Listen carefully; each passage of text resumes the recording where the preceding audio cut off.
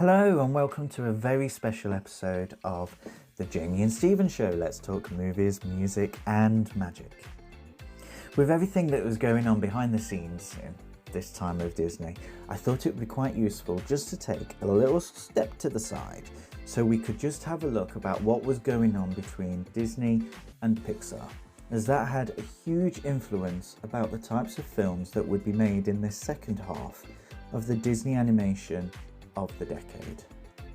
So, with Jamie somewhere else, probably putting her feet up and watching the next Disney film that we're about to review, let's get straight into it, as this is the story of the chicken and the lamp.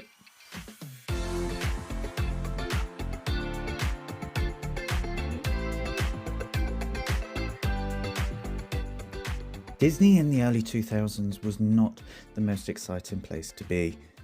Live action films released at the time were, well, they're not well remembered, outside Pirates of the Caribbean franchise and other films with a cult following such as the Princess Diary films and Freaky Friday. The parks, although loved by many, suddenly started to falter. California Adventure was not well received, and Walt Disney Studio Parks in Paris was also ill-liked. Animation was no better, with the studios producing failure after failure compared with just a decade prior. Behind the scenes, turbulence was taking root and created atmospheres throughout the company and the studio. Michael Eisner, the man who had helped put Disney at the forefront of the film industry, was now on thin ice. When Disney entered the new millennium, it was riding on the back of a Renaissance wave. A year later, that wave had truly passed. The September 11th attacks created a wariness on travel, which impacted park attendance. This created a big financial loss for the company, but that wasn't the only aspect. Eisner was not the most popular person, and Roy E. Disney, Walt's nephew and only remaining Disney working for the company, took advantage of this. Along with board member Stanley Gold, started a coup against the then CEO. To help regain costs, the company began to sell off some of its lesser commodities. The Disney Store and the hockey team, epitomized by the Mighty Ducks films, were some of the first to go. Redundancies also happened across the company.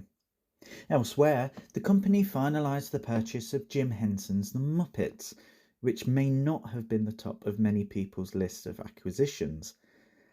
A direct-to-television film and a Christmas special soon followed. But there was one deal that needed to hit, and that was the continued partnership with Pixar. Pixar had been the main source of guaranteed success for Disney, mainly down to the contract the two companies had. Pixar had started in the 1980s to work on computer animation, mainly producing adverts, opening titles and shorts. Disney began its collaboration with the company when they utilised Pixar's technology to help create their animated feature films, the first of which being The Rescuers Down Under. As time went on, Disney, at the height of their 1990s renaissance, looked to see how else they could continue their upward climb of being a major film studio. A deal was struck with Pixar for a 3-film deal. The result was cultural phenomenon Toy Story. Disney's treatment of Pixar was a little underhanded. Empowered by their triumphs with films like Beauty and the Beast, Aladdin and The Lion King, they asked for a direct-to-television sequel to the Toy Story film to fit an hour. A story was produced, and work began with a smaller team away from the main Pixar crew who were currently working on A Bug's Life. After seeing early runs, Disney went back on the television sequel idea and stated it should now be a theatrically released feature film. Pixar, led by John Lasseter, were unhappy with the quality of the current project and felt it was too poor for a feature film. Lasseter redevised the entire film, but Disney would not negotiate on the release date, pushing the production into just 9 months, which is a short turnover time for any film. Toy Story 2 was not up to the standards Pixar wanted, although critics and viewers were more positive. It also outperformed Disney Animation's Tarzan. The previously mentioned A Bug's Life outperformed Disney's Mulan as well, but it wasn't a competition between Disney Animation and Pixar at this point, but rather between Disney as a whole and an ex-employee. Jeffrey Katzenberg started at Disney in 1984, but left in 1994. Before leaving, it was he that had brokered the deal between Pixar and Disney, and he was also the person who greenlit the production of Toy Story. During his time, he oversaw some of the biggest hits and talked to Eisner about becoming president of the company. That would have meant that Frank Wells would be moved to vice chairman, which, as Eisner had said, would have hurt Wells. Meanwhile, Roy E. Disney was concerned about Katzenberg's ego and warned Eisner that if Wells was removed and Katzenberg promoted, then he would start a proxy fight. This would have meant that Roy would have tried to take over the company, ousting both Katzenberg and Eisner. Katzenberg's contract was not renewed. But his story with the company didn't end there. He sued Disney when he didn't receive his due bonus, which was vetoed by Eisner, a case which he won in 1999. Katzenberg also formed a new company called DreamWorks, but a scheduling war broke out between Pixar, through Disney, and DreamWorks. A Bug's Life would have to come up against Ants in the cinema. Although there has been some contention about the similarities between the films, it seemingly could have been avoided. All Disney would have had to have done was not schedule A Bug's Life against DreamWorks' Prince of Egypt. Prince of Egypt was moved forward, and A Bug's Life now had to open at the same time as Ants. Whilst all this was going on in the late 1990s, Pixar had been offered a 5-film deal with Disney to have included Toy Story and A Bug's Life as the first two. When Toy Story 2 was promoted to a feature film, Lasseter had requested the sequel would form film number 3. This request was denied. Work began on their third film from the now 5-film deal. Monsters, Inc. continued the success of earlier films, but more issues followed.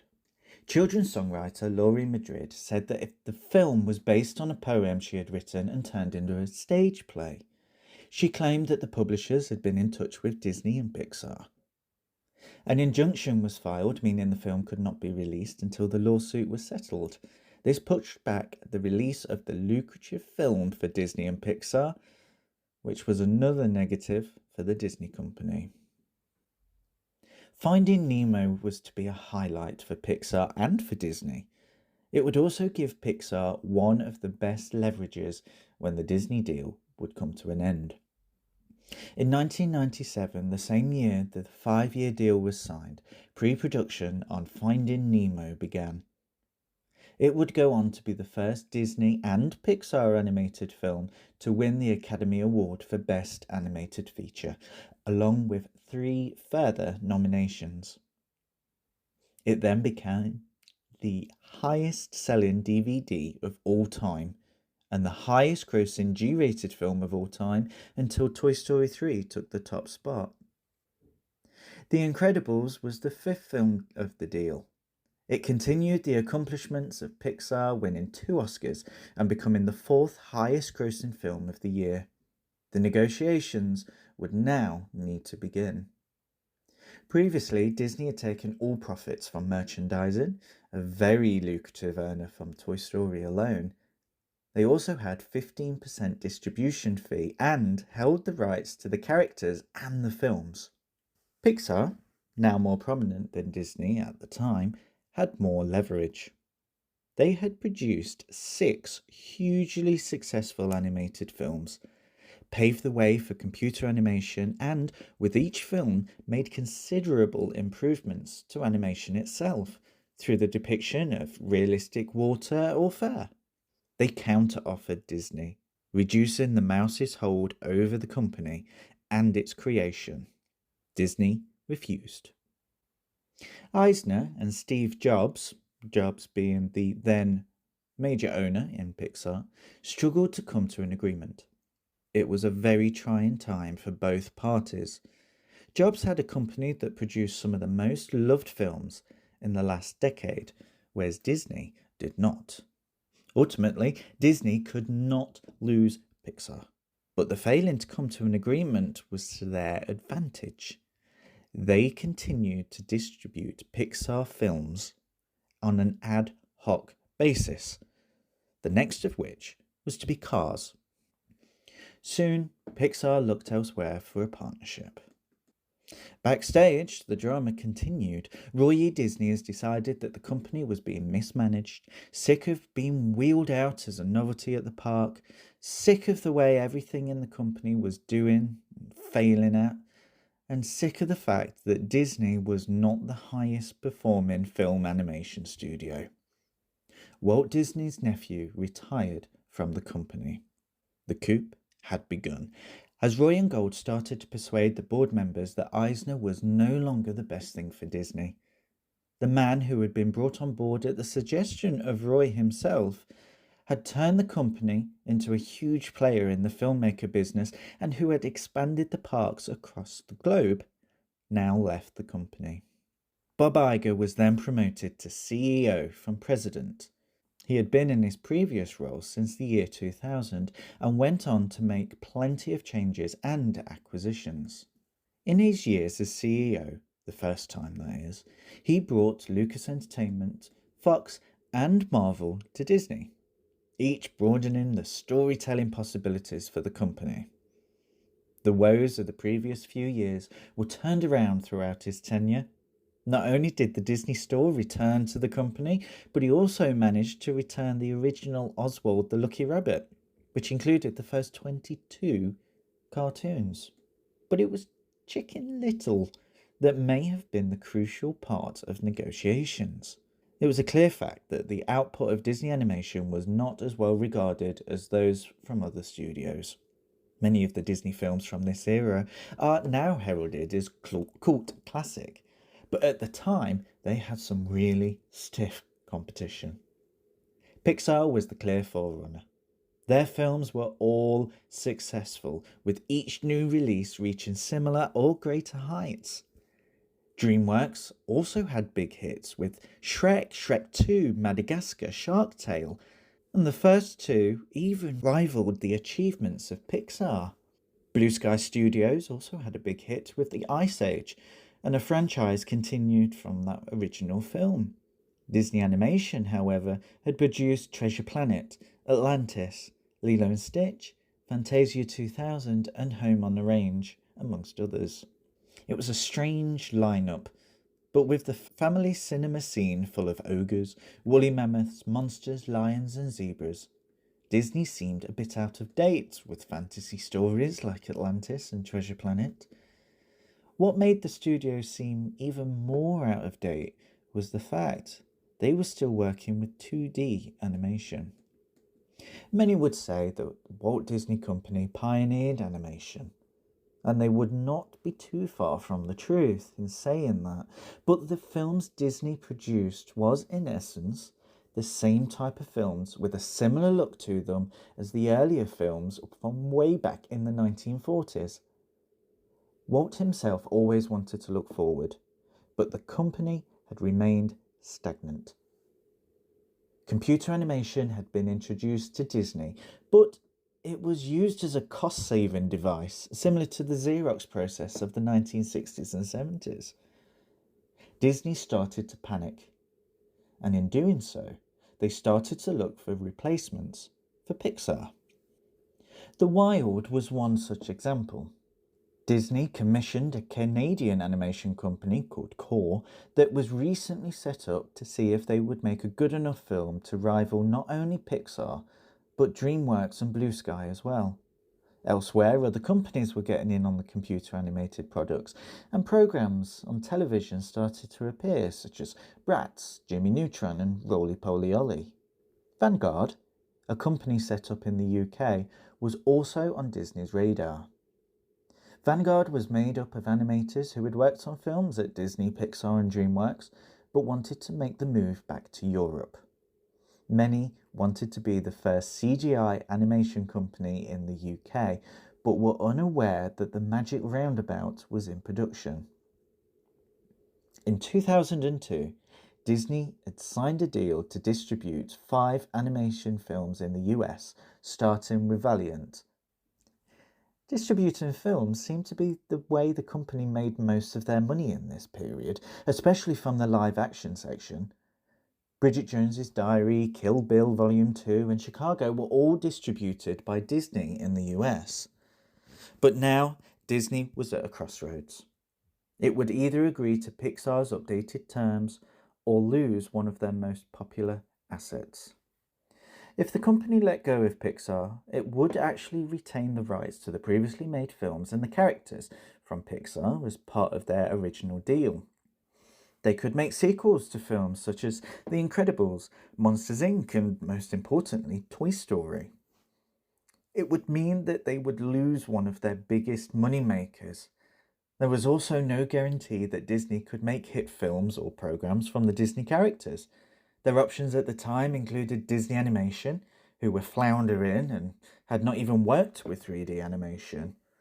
There was Vanguard and Core Animation, who did work with 3D, with Core's The Wild Let to be released and Valiant, made by Vanguard, not being a huge triumph. Plus, those two companies would make the films. Disney would only have distribution rights.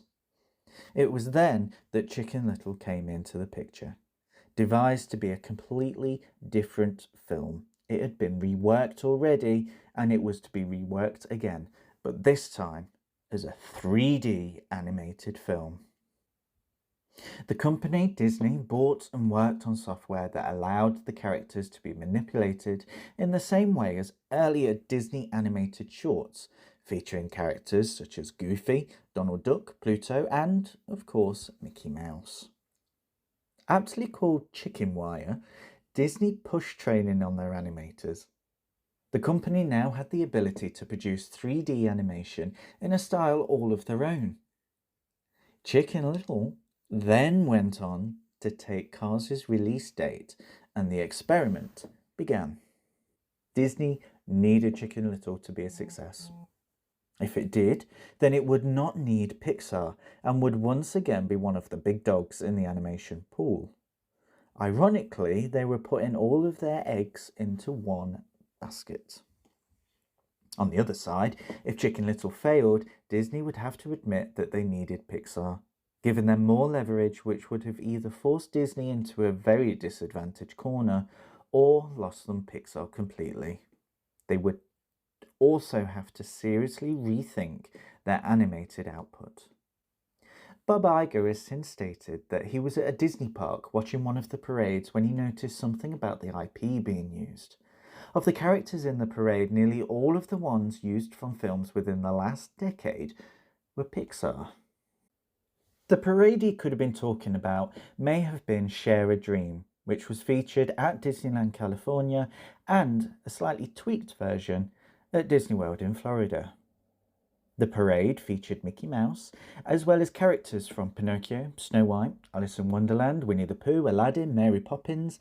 There was Peter Pan, 101 Dalmatians, The Little Mermaid, Robin Hood, The Lion King, Fantasia, Cinderella, Beauty and the Beast, and Sleeping Beauty. On the other side, it could also have been Walt Disney's Parade of Dreams, which again featured characters from Pinocchio, Sleeping Beauty, Cinderella, Beauty and the Beast, The Little Mermaid, Alice in Wonderland, The Lion King, Snow White, and Mickey Mouse with his friends. But you may have noticed that neither of these featured any Pixar characters. But it must be said that the most up-to-date film was 1994's The Lion King, which was 11 years old at the time. To put this into perspective, if this was the same in 2026, we would not see any characters from Zootopia, Moana, Encanto, or Frozen 2. It was Iger's idea to stop negotiation to continue the distribution deal. Instead, Disney should now buy Pixar. It was a dangerous and expensive move. Many people on the board of directors were concerned. Iger was new to the role. This was money Disney didn't have, and they didn't want Steve Jobs in any role of power within the company. The way the shares would be divided would mean that he would have a good size chunk. In the early 1980s, the studios brought out a majority shareholder, which put them into a debt of around $1 billion. They were not keen to repeat the exercise. Iger managed to persuade the board, stating that they could use the IP better, have a successful arm of the Disney company, and it would allow their own animation studio to learn from what was the giants at the time. In 2006, Disney officially bought Pixar. John Lasseter was promoted to the Chief Creative Officer at Pixar, Disney Animation Studios, and Disney Toon Studios. He was also Principal Creative Advisor for the Walt Disney Imagineering. He moved into his new roles, altering some of the plans already set out by Disney. Disney Animation and Pixar would remain separate identities, meaning when Pixar ran into trouble with Ratatouille, they could not ask Disney Animation for help. This was also true vice versa, with Disney not being able to ask Pixar for help on Bolt. It kept the two studios independent and allowed both to flourish in their own ways. Also, a planned Toy Story 3 film, due to be made without Pixar, was halted and returned to the original studio. He then cancelled all planned sequels to the animated classics, shelving films such as The Aristocats 2, Meet the Robinsons 2, Chicken Little 2, and Dumbo 2. Over the coming years, Pixar would release films such as Up, WALL-E, Inside Out, and sequels for Toy Story, The Incredibles, Monsters Inc., and Finding Nemo. Disney Animation would reach a new renaissance with Tangled, Frozen, Moana, and Zootopia. Pixar would become a main part of the Disney parks alongside Disney IP. Bob Iger would also look for other storytelling possibilities with purchases of Lucasfilms, allowing them access to Indiana Jones and Star Wars. There was Marvel, helping to continue the hugely successful Marvel Cinematic Universe, and Fox, providing content for the new streaming service Disney+. But what of Chicken Little? Well, his story was bittersweet. He was a moderate hit financially, but received mixed to negative reviews. He could have been the story that saved Disney Animation, and in some ways he was. They had now proven that they could make 3D animated films. But Chicken Little was known as a flop, being noted as one of the down points of the Disney animated canon. He never got a chance to leave a legacy. There was no need for Chicken Little to outperform Pixar because, well, the deal was replaced. But with so much riding on this little guy, the story could have been so much different. Thank you for joining me on this little sidestep into Disney history. I hope that you've enjoyed it. Next week we are back with our usual service of providing you reviews and facts about every Disney animated classic. We look forward to seeing you then. Don't forget that you can join us on Threads, there's Facebook, and remember to like, share, and leave a review. TTFN.